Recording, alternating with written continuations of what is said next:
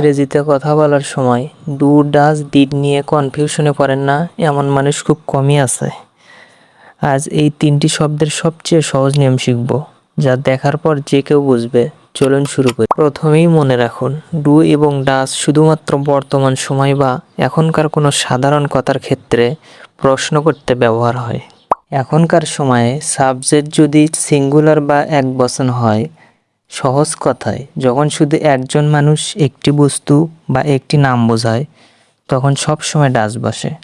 চলুন তিনটি উদাহরণ দেখি। সে কি জানে, ডাজ হি নো। এখানে সে বলতে একজন বোঝানো হয়েছে। সে কি জানে, ডাজ শি নো।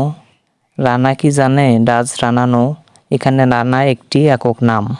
আর এখনকার সময়েই সাবজেক্ট যদি প্লুরাল বা বহুবচন হয়, অর্থাৎ একের বেশি মানুষ, অনেকজন বা বেশি জিনিস বোঝায়, তখন সব সময় ডু বসে। চলুন দুটি উদাহরণ দেখি। আমরা কি জানি, ডু উই নো। ছেলেরা কি জানে, ডু দ্য বয়েজ নো।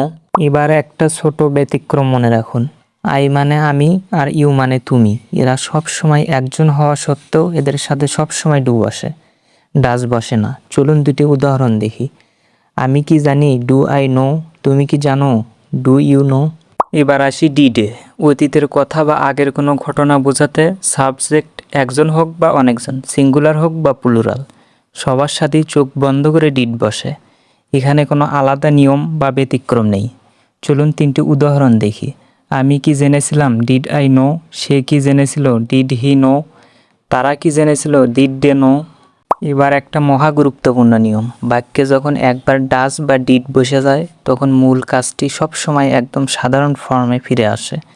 ভার্বের সাথে আর কোনো কিছু যোগ হয় না। যেমন আমরা বলবো ডাজ হি নো, এখানে ভুল করেও নোস বলা যাবে না। ঠিক একইভাবে আমরা বলবো ডিড হি নো, এখানে ভুল করেও নিউ বলা যাবে না। ইংরেজি পানির মতো সহজ করতে এখনই আমাদের চ্যানেলটি সাবস্ক্রাইব করুন। ধন্যবাদ।